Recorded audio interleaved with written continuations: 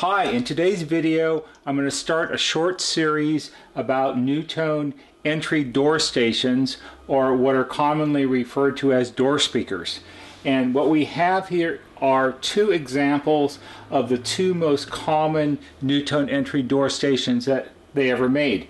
These are both used because the video is not about new door speakers, it's about dealing with old or vintage door speakers. So what we have here are, on the right, this is a model IS69PB. The PB stood for polished brass, and when this was new, all of the frame, the outer part in here, and the grill that covers the speaker was a shiny polished brass finish. And you can see this one is probably from the mid 80s or early 90s, I would guess. And you can see what happens, like most brass finishes outside, it's become discolored and pitted and darkened. This one actually, the doorbell button has lost its cap right here, and you can see the spring inside the button. And then next to it we have, this is an IA67D. This was sort of the default standard entry door station. It originally came out in the probably mid 70s, and it's a plastic grill as opposed to a metal grill. It has NuTone's faux wood grain finish around the edge and on the grill section, with the gold plaque here. It says NuTone, of course, on it, and you have the Door Chime Push Button here. The 69s, it didn't say Door Chime anymore next to the button. I guess people by that point knew what it was for.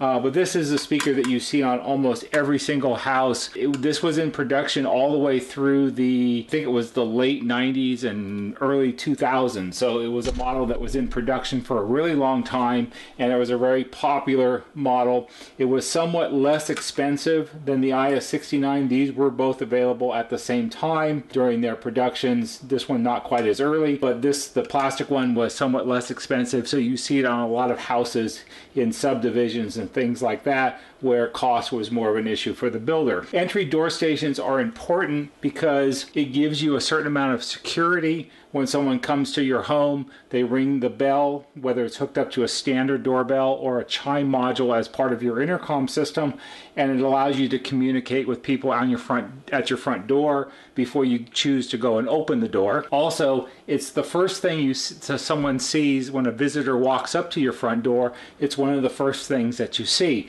and when they get shabby looking or they're dated in their appearance, it's something that people want to do something about. Many homes also will have more than one. Some homes have rear doors and or side doors, and you can have door speakers at those. So door speaker stations or entry door stations are important, and it's something that's also somewhat misunderstood as to what is built up of, or what this consists of, and how it interfaces with your intercom system. So let's choose one of them and take a look. I'm going to pick the IS67D because that's the oldest one, and it may be the most common for a lot of you. It may look very much like what's on your front porch. One of the common misconceptions about your entry door station is that it's somehow your doorbell, and it's not. It doesn't have anything to do with the either doorbell in your house or with the chime module that's part of your intercom system, with the exception that it's a convenient place to put a doorbell button. I have a lot of people who call me who are having problems either with their doorbells or mostly with their chime modules, because most people I'm talking to them about their intercom system and its problems, and they'll say that, well, it was recommended to them that they go down and take the entry door speaker off the wall and look behind it and see what's wrong with the door chime and see if they can fix it there, and it doesn't really work out that way. So what we have here is this type of door station, just like the IS69. It's really composed or built up of three pieces. You have the decorative grill, decorative being in quotes. You have a doorbell button, and on the back you have a door speaker cone. And that's all there is to it. The button and the door speaker cone have really nothing to do with each other. The speaker is just for communication, and it's wired back on a pair of wires to your intercom master station. And the doorbell button is just a doorbell button. It can be wired back to the master station if you have a chime module, or if your system doesn't have a chime module, or you have an older system where chime modules haven't been invented yet. It can be wired back to a standard door chime that's mounted on the wall somewhere in your house, and it operates just like anybody else's doorbell button, whether they have an intercom system or not. Basically, what happens to entry door stations is they gradually fail over time because they're on the outside of your house and they're exposed to the wind and rain and sun, and over the years it takes its toll on the different parts of the station and causes them to fail.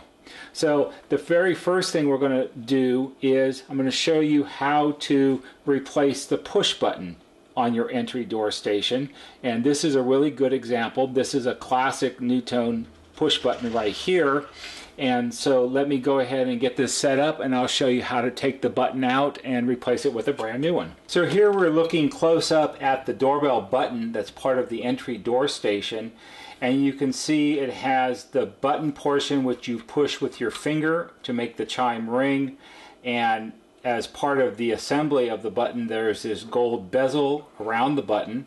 And if we flip it over on the back, here's the back side of the button. The body of the button is made up of two parts. You have the front half, which is the push button and the bezel, and the back half, which is where the wire is attached. Now, most NuTone doorbell buttons are lit buttons, and inside will be a tiny light bulb. So to take this apart, when you take your entry door speaker off the wall, you'll find there will be two wires connected to the back of the button. The easiest thing to do is just simply snip off the wires with a pair of wire cutters, because we're going to strip them back when we reconnect them to the new button anyway, because we want some nice, fresh, clean copper when we connect it to the button. So to remove the back of the button, this is what's referred to as a bayonet mount, which means that it's sort of a twist lock design. So you can use your fingers. I'm going to use a pair of small needle nose pliers so it's easier for you to see, and you simply grab the back of the button with the pliers and you twist it counterclockwise, and it'll unlock and come off, right, like that. Now if you look carefully, you'll see that right here in the center, this is a little tiny light bulb. These light bulbs do burn out over time. Typically they'll last 6, 8, 10 years maybe, and then one day they'll simply go out. These are available to purchase separately. However, in most cases, if your button is 10 years old, it's better to replace the entire button than it is just to replace the light bulb. So we'll take the base and put it aside, and what we have left here now in the grill of the entry door station is the button half. And to take this out requires just a little bit of effort. Sometimes you can push it out with your finger. This one's not going to go. What you have to remember is this speaker was probably made sometime in the mid-80s, and the button gets stuck in the grill and it doesn't want to come out. So I'm going to show you an easier way to take it out.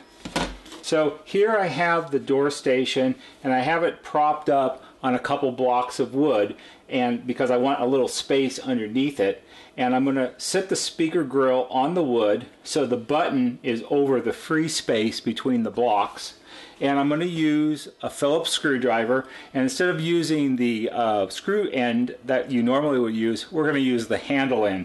And what you do is you can put the handle over the body of the button, and I'm going to take my Stanley fiberglass hammer, and I'm going to very simply give it a pop there, and it drives it down flush with the back of the grill, and then usually you can just push it out the rest of the way, and there's our button.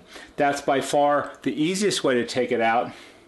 If you're handy and have a little more experience with tools, sometimes you can just simply hold it and wrap it with the handle of the screwdriver until it pops out, but for most people this is the easiest way to do it. So here we have the two halves of our old button. You can see that, let me do this. You can actually take this apart. Inside the body of the button, there's two little tabs and a spring. So if you push the tab in slightly on each side, you can push the button half out of the front, and along with it comes the spring and the contacts, which are pressed into the cap of the button, stay in there.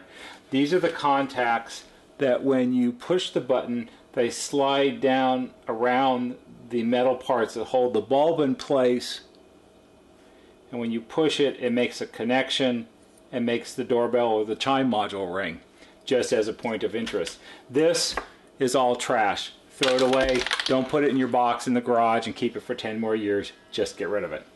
Alright, so let's look at our new button. This is a brand new NuTone doorbell button. This came in from NuTone to us probably a week ago. And this is a model PB for push button 18LWHCL, because we have to have really, really long model numbers. We can't just make it really simple. So push button model 18, lit, white, and clear is what that means. What most people don't know is that NuTone started off as a company making door chimes in the 1930s. And NuTone has been making door chimes and push buttons since the 1930s. And so they have a certain amount of experience with it. And for whatever reason, they feel compelled to change their button designs about every 6 or 8 years. So if you're watching this video a long time from now, it may be a different model number. But basically, PB18 is sort of the standard that you're looking for. So here's the new push button. Of course, it has the quality control sticker stuck onto it, which we don't really care about, so we're going to take that off. Alright, so here's what the model number means. It's a PB18, which means that it's just a push button on its own. It's not a decorative push button. It doesn't have a fancy brass escutcheon around it or something like that. The button portion here is white, and the bezel around it is clear. This is a good choice when you have a lit button, because the bulb lights up not only the button cap here, but also glows into the clear bezel, which means you have a little more light and it's easier to see it at night when you walk up to the door. Just like the original one, it's a bayonet mount, which means if you hold it and twist, it comes apart, and you'll notice that the base is very much like the base of the old one, and in the middle of the contacts is a little bulb. One thing about lit doorbell buttons are made by a lot of companies, and some more modern companies nowadays make buttons that have LEDs in them instead of light bulbs. LEDs are great, and LEDs save energy, and LEDs last a really, really, really long time. And there's nothing wrong with an LED push button, except if you're replacing a button that activates a chime module or a NuTone electronic musical chime in your house. LED stands for light emitting diode, and that simply means that it's a diode, which is an electronic component that happens to be made in a way that gives off a certain amount of light. It's not a light bulb, it's still fundamentally a diode, and you can't always have a diode in a circuit when it's activating a chime module or a musical electronic chime, because it wasn't designed that way. So you have to be careful about something like that. So to put this back into the speaker grill, just to make it simple, we'll set up our wood blocks again, like this. And in this particular version of this PB18, molded into the button cap here, it says NuTone molded into the plastic. So of course, when you put this into the speaker grill, you want to put it in so the name is right way up and it's not crooked. So you just simply put it in the hole and push it, and it will snap in place. This is one of the advantages of buying a genuine NuTone push button, is they're designed to be the same size as all the other buttons they've ever made, so it fits into the grill or into your decorative escutcheon properly. Once you've done that, all you have to do is use a small Phillips screwdriver and reattach the wires under each screw, put the station back on the wall, and you're good to go. And that's all there is to replacing the push button on your NuTone entry door station. The next part of this video series will talk about door speaker cones, the differences in the different types of cones they've made over the years, and how to replace those on several different speakers. So stay tuned for more door entry door speaker videos. If you found this video to be interesting and helpful, I hope that you like it on YouTube. If you like our videos and you find them to be helpful, please subscribe to our YouTube channel. That's all for today. See you on the next video.